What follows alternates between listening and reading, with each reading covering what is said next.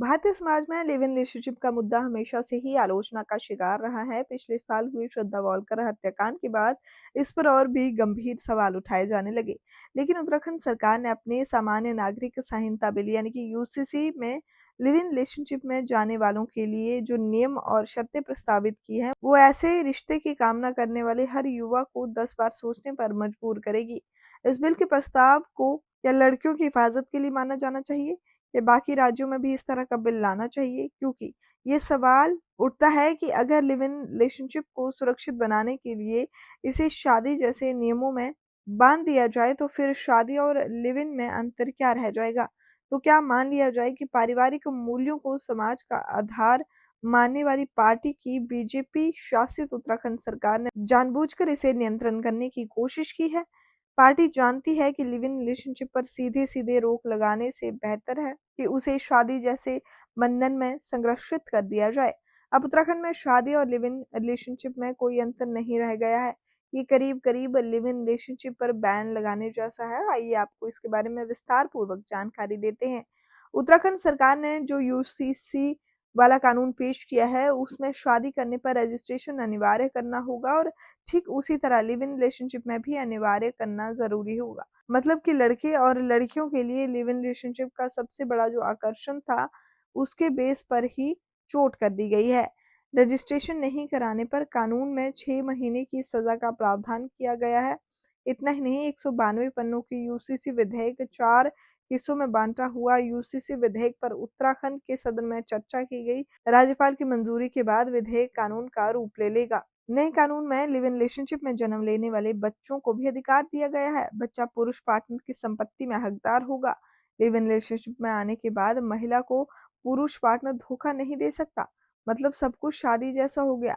शादी जैसे ही बच्चे के लिए राइट्स और भरण पोषण का अधिकार भी बन गया। नए कानून में लिव इन रिलेशनशिप से पैदा हुए बच्चे को जायज माना जाएगा।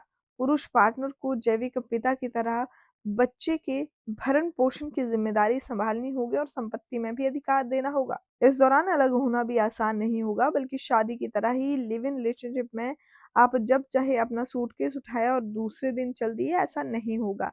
रिश्ते से बाहर निकलने के लिए एक पूरा फॉर्मेट होगा जिसे फॉलो करना पड़ेगा। रजिस्ट्रार को अगर लगेगा कि संबंध खत्म करने के कारण सही नहीं या संदिग्ध है, तो इसकी जांच पुलिस भी कर सकेगी।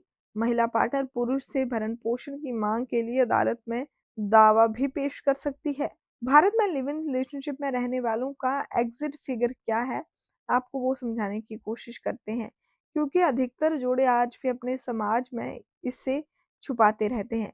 भारत में समाज अभी भी यौन नैतिकता को सबसे अधिक अहमियत देता है।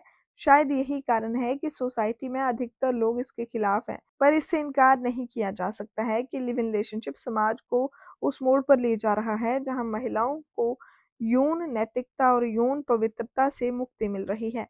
दरअसल दुनिया भर के समाजों में पुरुषों के लिए यौन स्वच्छता रही, पर महिलाओं को यौन नैतिकता का पालन करना होता है। लिव इन रिलेशनशिप का कल्चर सबसे तेजी से पश्चिम के समाज में लोकप्रिय हुआ।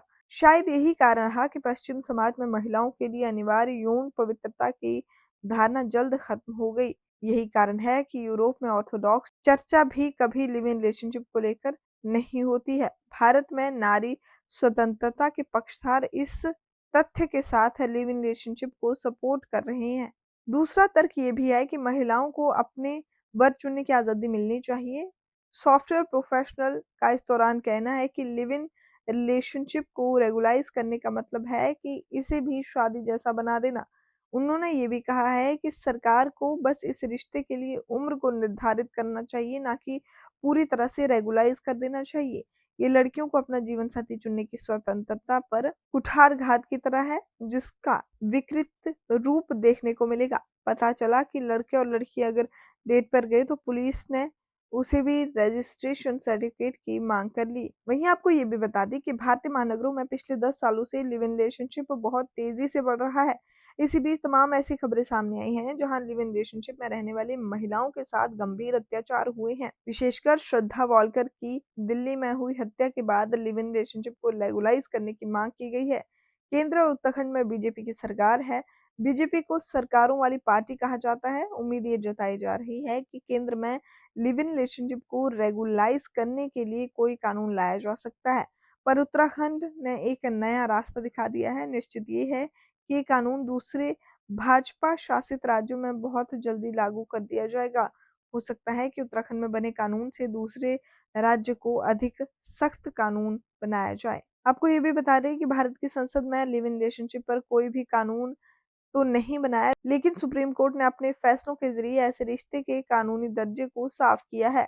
अब देखना यह है कि उत्तराखंड सरकार ने इस रिश्ते को कानूनी दर्जा दे दिया तो लिव इन रिलेशनशिप में रहने वाले जोड़ों को आखिर कितनी सुरक्षा मिल पाती है।